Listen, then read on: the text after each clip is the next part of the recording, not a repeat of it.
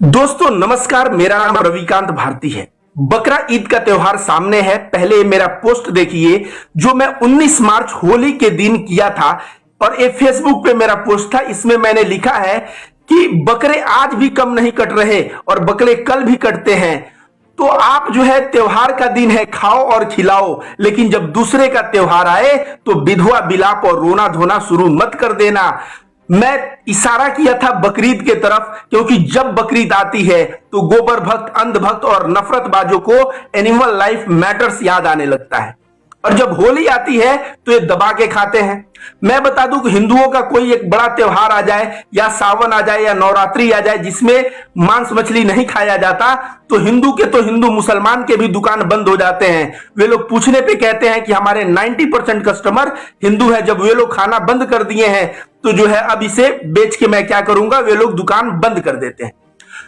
आइए बात करते हैं बकरा ईद पे। बकरा ईद पे अंधभक्त और गोबर भक्तों का रोना धोना और विधवा विलाप तो अभी बाकी है। केंद्र सरकार का क्या निर्देश आया है, जरा हम इसे जानते हैं। केंद्र सरकार का निर्देश आया है कि इस बार कुर्बानी न घर में होगी और न बाहर होगी। बाहर नहीं होगी क्योंकि मान लीजिए हिंदू के एरिया में अगर मुसलमान रहता है और ओपन प्लेस पे बकरे को कुर्बानी करेगा, हो सकता है झगड़े हो सकते हैं, लेकिन घर में भी नहीं होगी। यह बात तो मुझे कुछ समझ में नहीं आया कि घर में क्यों नहीं होगी।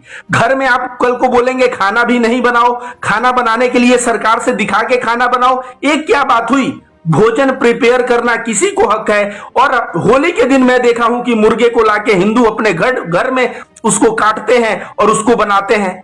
तो उस वक्त क्यों नहीं कोई इस तरह की पाबंदी आई। लेकिन आज जो है मुसलमानों का त्योहार बकरीद आ रहा है तो केंद्र सरकार के द्वारा ऐसी जो है इस पे बैन है कि आप घर में और बाहर कुर्बानी नहीं कर सकते।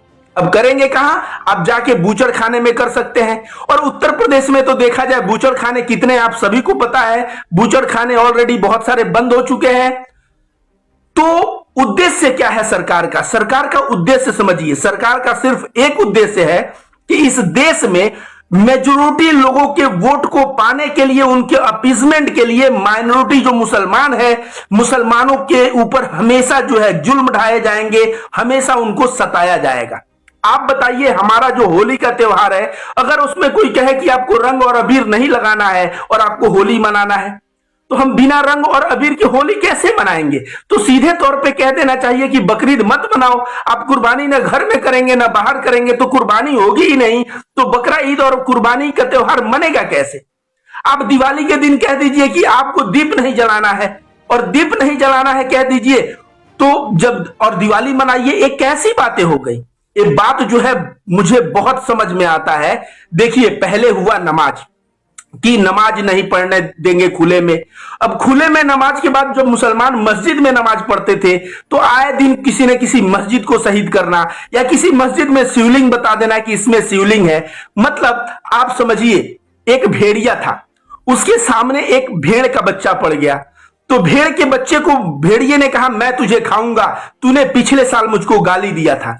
तो भेड़ ने कहा कि नहीं, मेरा जन्म ही 6 महीने पहले हुआ, पिछले साल मैं था ही नहीं, तो मैं गाली कैसे दिया था? तो ये कहा कि तू गाली नहीं दिया था तो तेरा बाप दिया था, तेरा बाप नहीं तो तेरा दादा दिया था, मैं तुझे खाऊंगा तो खाऊंगा। बात अब यह है, आप मुसलमान हो तो सताए जाओगे, परेशान किए जाओगे, आपके ऊपर 10 नियम 10 कानून थोपा जाएगा, और यह सिर्फ इसलिए कि आपकी मानसिक प्रताड़ना हो। और आप जब मानसिक रूप से प्रताड़ित रहोगे, आप जो है डेमोरलाइज रहोगे, तो कहीं ना कहीं गोबर भक्त नफरतबाजों को हवा मिलेगी, और इससे जो है मेजोरिटी वोट को पोलराइज करने में भारतीय जनता पार्टी के लिए बहुत आसानी हो जाती है। दोस्तों जरा गौर करिए, क्या क्या नहीं हुआ 2014 के बाद। जहां तक बात है मुसलमान औरतों की बात, तो आप सभी जानते हैं हिजाब मामले में क्या हुआ। हिजाब के लिए जो है पहले तो एक एमएलए ने पहले शुरू किया भारतीय जनता पार्टी का कि जो है लड़कियों को हिजाब पहन के स्कूल में अलाउ नहीं किया जाए।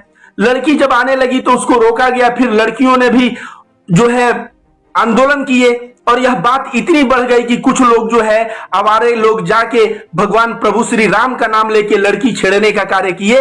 आप सभी और जग जाहिर है। मुसलमान औरतों को बुल्ली बाई, सुल्ली बाई, आपको बता दें मुझे शर्म आता है, एक बहुत ही अच्छी पत्रकार है जिनका नाम अरफा खानम है। अरफा खानम को भी ये जो है सुल्ली डील और बुल्ली डील में उनको घसीट लिया गया।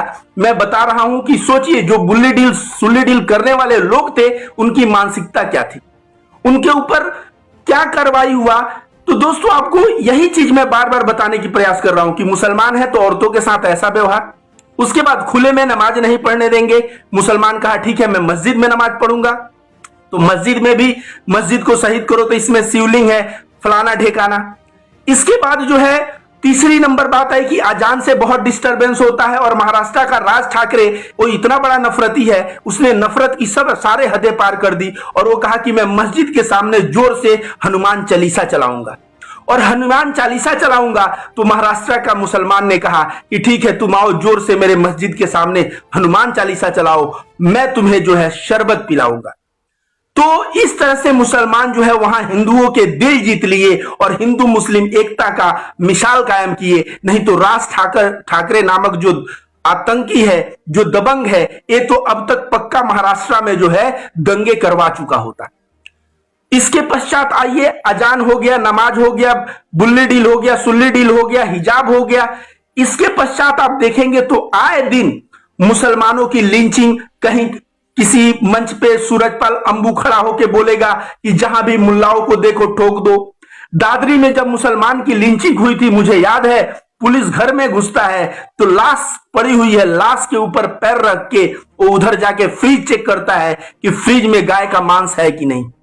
जिस देश में इंसान की जान की कीमत इतनी हो जाए वह देश कैसा है। आज इन लोगों को बहुत ज्यादा याद आने लगा है कि पशुओं के साथ, उसमें लिखा है कि पशुओं को ठूस ठूस के गाड़ी में भरा जाता है और उनके साथ क्रूर व्यवहार होता है। यह बात अच्छी नहीं है।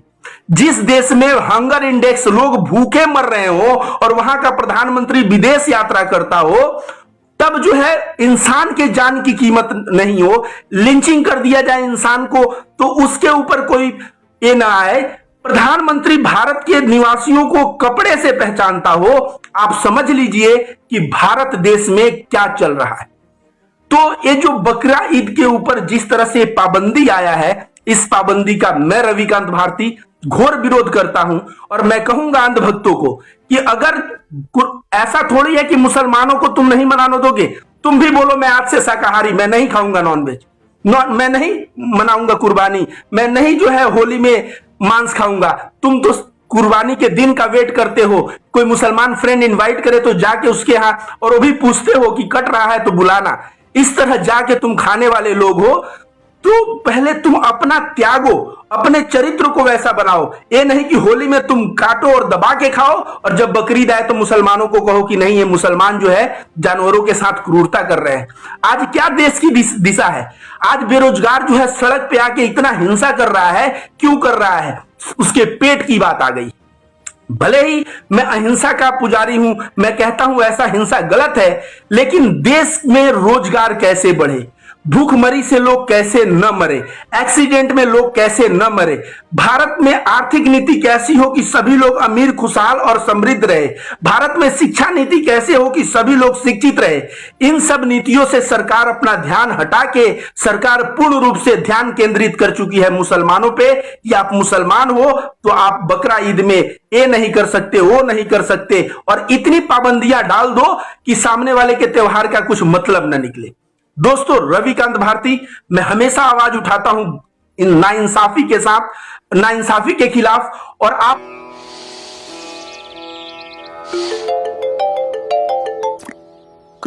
हाय मैम, मैं आपके बैंक से बोल रहा हूं, आपका लास्ट ट्रांजैक्शन प्रोसेस नहीं हुआ है, उसको कंप्लीट करने के लिए आप अपना पिन या ओटीपी मुझे बताइए ना।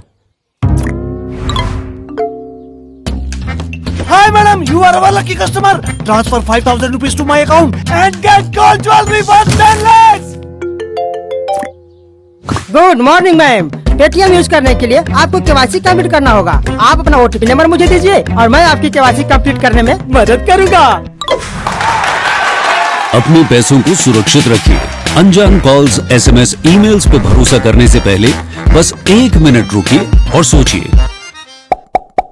ये जरूरी जानकारी अपनों के साथ आज ही शेयर करें।